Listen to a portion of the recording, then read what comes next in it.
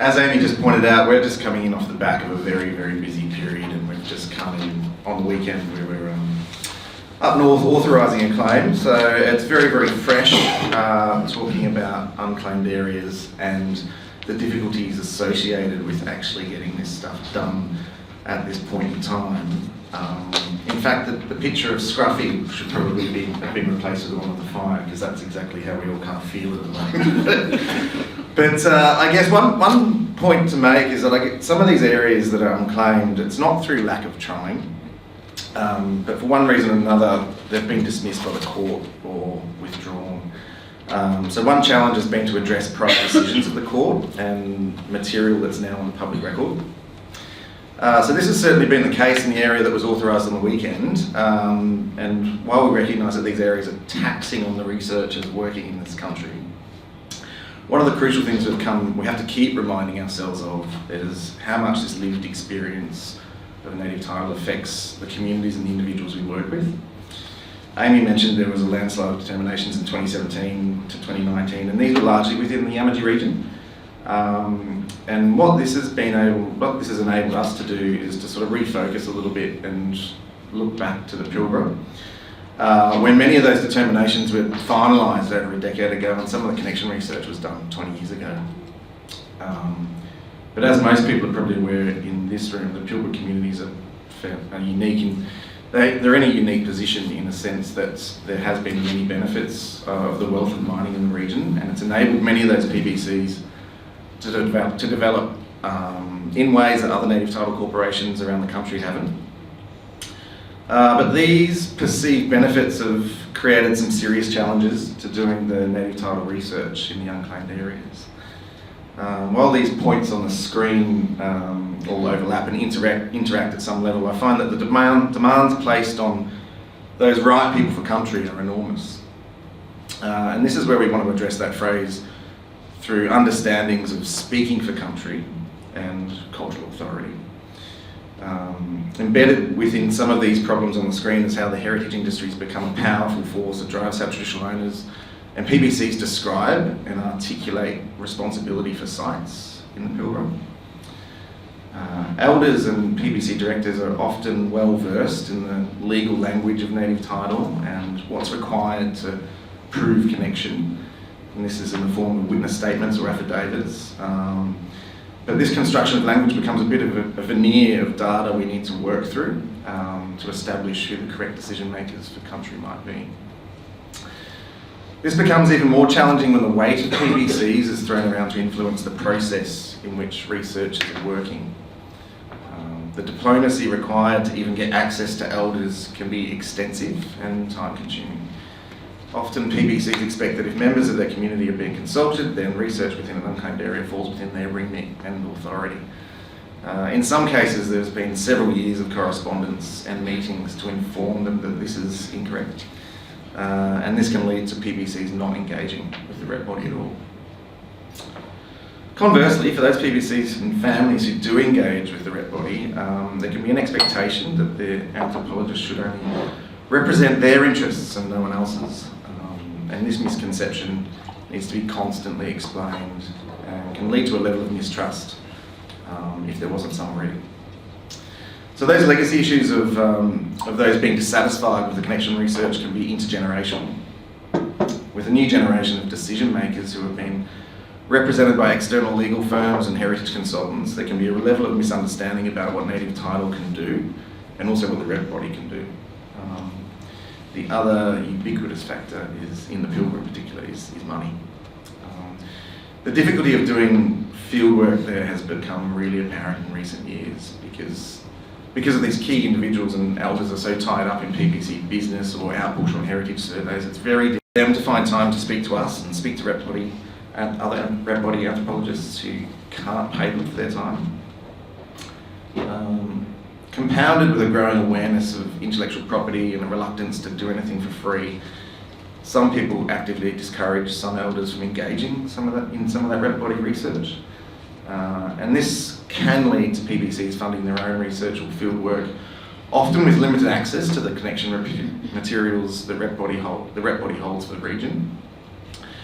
And that's particularly pertinent for unclaimed areas where YMAC has facilitated the research for surrounding determinations. So there's this sort of siloing effect where key knowledge holders for science and cultural information in unclaimed areas is restricted to the native title group they're a member of. And establishing an environment where knowledge about the extent of country, or what Noddy's referred to as peripheral country, a conversation with neighbouring groups about native title becomes almost impossible. In reality, the surrounding groups are closely related with various levels of intermarriage and have shared knowledge of songs and places. And while this is recognised in the community, the research in these unclaimed areas becomes highly politicised due to these other converging interests. So I might hand it over to Noddy, I'm going to speak next. And then I think we're going to circle back and have some questions. Make one comment on just what Luke said as well, is that, you know, a lot of the people who are on the boards of PPCs now, where we're trying to engage about this work, haven't necessarily been a part of that claim process, so they don't know the history of the research, or, you know, how, when, who was involved, those sorts of things. So that has definitely proved to be difficult to manage, and we've actually just recently had a workshop with a group. It was more to do with return of materials, but they actually just really wanted to understand the history and the context of their claim. They wanted to know, you know, what happened, how did it happen, who was involved, what did it look like, and I think it was actually a really interesting workshop to do, because it did help people to understand the process and why things happened in the way they did, because a lot of those people actually weren't involved. Because a lot of the old people have passed away, and some of that knowledge hasn't been transferred over. Great segue, thank you, Amy. My name's Nadisha, but everyone calls me Noddy. I would like to start by explaining I'm conscious about introducing random terms. This is converging interests. This particular space. Yes. Peripheral country. I just didn't really know what else to call it, but I suppose it's more from a legal perspective, where these areas have been put into this too hard basket and we're now dealing with them. But I think it's important to mention that people are still practicing their cultural responsibilities in those areas without feeling the need to formalise it through a native title claim, but especially in the Pilbara, it's often through the trigger of mining or development, where people then come to the rep body and they say, let's sort this area out. And that's one of the things that we find on the ground most often. I think almost every consultation, the people we're talking with are like, why is this area left over? Why didn't the old people sort this out? Which speaks to some of that generational differences, not just in age and the level of cultural information that they hold, but the level of native title information that they have access to and what that process looks like. And I think it's sort of interesting to talk about hangovers and native title hangovers, and sort of the post-determination space that we're dealing with is really sort of difficult and interesting and exhausting and fascinating to deal with, because you have all these disputes and conflicts on the ground and community politics that come into play. As we all know, the interruption of intergenerational transfer of knowledge in Aboriginal communities is something that we're all very familiar with, but we find now that these people that we're trying to engage with they might be the right people for right country, but the knowledge of country is limited, and even though they might be the primary right holders or descent-based right holders, we often have to look outside of that particular group to sort of understand these areas and what's, come to our research conclusions. I'm also hoping that these topics will just trigger some experiences everyone else has had, and we'll just have some nice discussions, because we've had a very short amount of time to prep for this. So to the floor was feedback, we love it. I've also got up here apparently pressure on custodians, from all angles really, and I think it's so important that regardless of native title, heritage or whatever space you're working in, the level of pressure that the community is under, just from their families, from the heritage space, from mining, people wanting to negotiate and make mining agreements, or just even like the number of funerals everyone has to attend. It's really important that we're aware of what's happening on the ground and which is where the PPC sort of diplomacy comes in, because, you know, everyone's got meetings this way and that way. We have to be aware of that and be sensitive to that. Two things that I wanted to say particularly about pressure on custodians was, as Luke mentioned, like hangovers from mining agreements, that people are under pressure in that aspect, trying to protect their country through these routes, and now we come to native title, and you know that process sort of is a whole other bag of fish. Kettle of fish. Pressure from, and then I think something that it's a big topic but also difficult to drop into this, but pressure on people to express particular parts of their identity at a particular time. So as we move through the passage of time, there's, this is a big one. Please, let's just discuss it because I can't articulate it very well right now. And then I think also another massive topic is Aboriginal gender relations and how we navigate the space. One major thing that we found with PPC diplomacy is sort of, in a lot of these being the boards, we find that senior women are often the people that we're talking with, and they often defer to the senior men. And so on the ground, we are trying to have these types of conversations, and I'm pretty conscious that I'm a young brown woman, and that doesn't often, I think we have, in the ideal situation, like usually it's me and Luke or me and Joe, so we can find that balance, but I think the youth and the ethnicity factor really do come into play and sort of guide how we engage with people on the ground and what that kind of looks like from field trip to field trip. That's kind of all I really wanted to say. Let's chat later. I'm going to pass to my great colleague Joe. Thank you. Hello. Thanks, Nadi.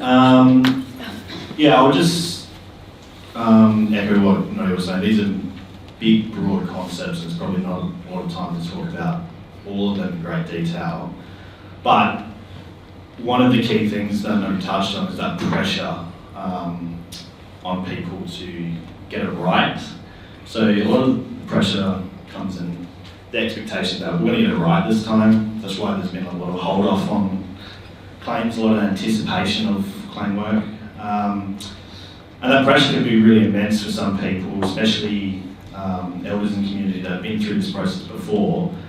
And like we said, dealing with stuff like heritage surveys, funerals in community, violence in community, and trying to hold their community together, but also get native title correct. So there can be a reluctancy for people to want to engage that way, just because it is a lot of emotional pressure. Bringing up things from the past can be very damaging for people's health. But from the researcher's perspective, these people that are so central to that knowledge become that sort of centre point for where we dive into research. And there's that feeling of not wanting to put that pressure on to people, to have that expectation that they'll have the knowledge and the things that we want to find out. Before I get into the PVC stuff, I just want to touch on that. But the elders bringing in the children and the children's children into this process with the knowledge of how native title claims unfold and how PVCs are formed. And so that expectation of, or that desire to get that bit of it right, because that's how people experience native title moving past determination. So just to move briefly, I guess, into the PVC space, there's heaps to talk about, but in this instance, and I guess in our experience, the PVC has been, the concept of the PVC has been there at the start of research, we know that there's going to be a PVC, we know that there's going to be people central to that PVC, and for some people their experiences of that have been negative and traumatising.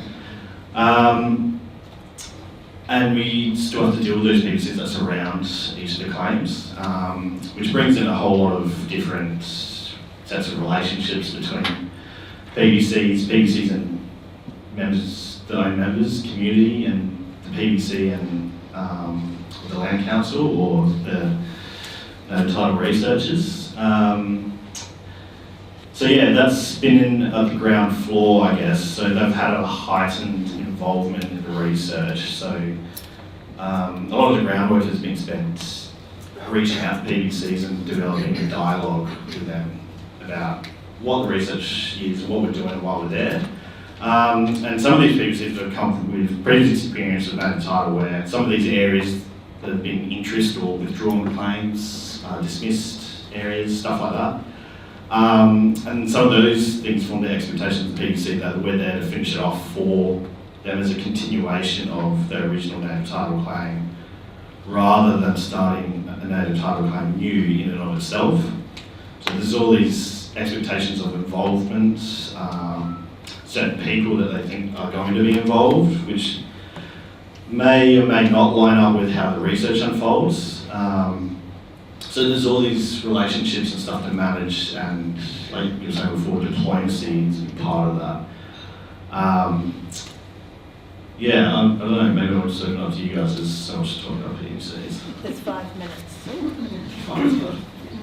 I also think it's like an interesting thing to know that Joe and I both, we've been in this space for a couple of years each, but PVC engagement is a norm for us. That's something we've always had to do, which has not actually always been the case. And like managing that level of bureaucracy or high level bureaucracy and then sort of trying to implement the research on the ground has been very interesting to learn about, especially because these guys, have been around during the other Golden years. The golden years.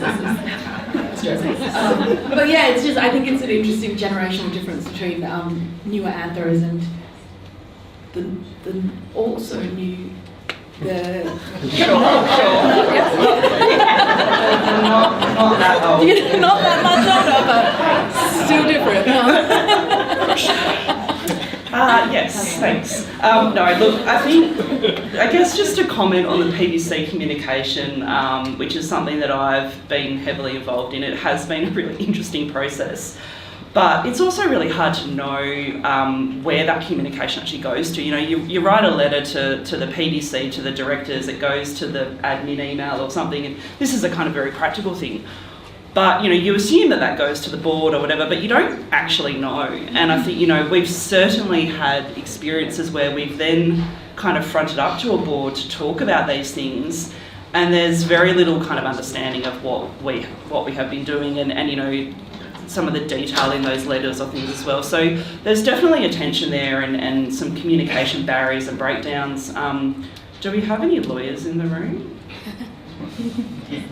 I'm not going to say anything too bad about them, but no, I guess just to kind of comment that it's interesting with PVC lawyers and that kind of thing, and the perspective and the understanding of what we're doing as a rep body and the research we're doing in that space. And we've certainly found that there's been a lack of understanding and people thinking that we're representing certain groups, and it's like, no, we're doing this. In our capacity as a rep body, we're researchers, we're not lawyers. So there's definitely been some tensions there, and that's been tricky to manage. I don't know if you've had anything else before we sum up? No? Cool. So I guess just in summary, a couple of things. We didn't necessarily talk about this, but revisiting the early ethnography in some of these areas is also really interesting.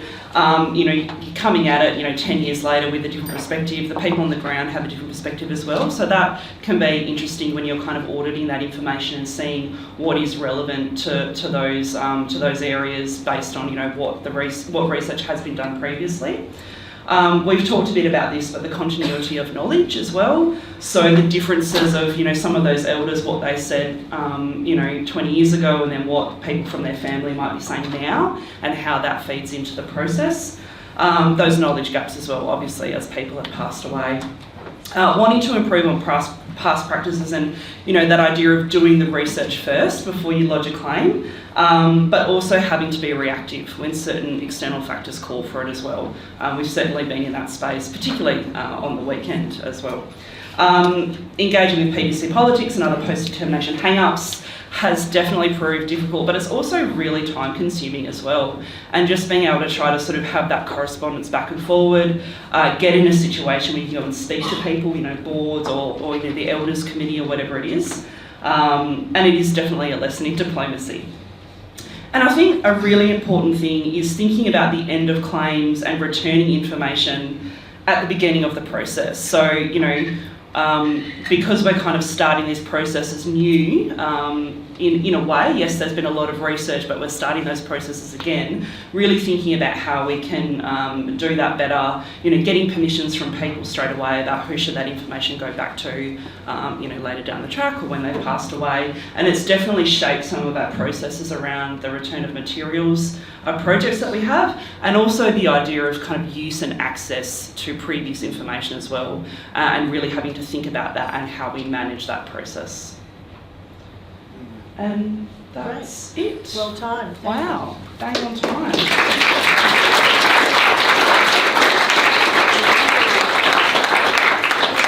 So John has the roving microphone. Would you just put your hand up and just identify yourself? The questions. Emily.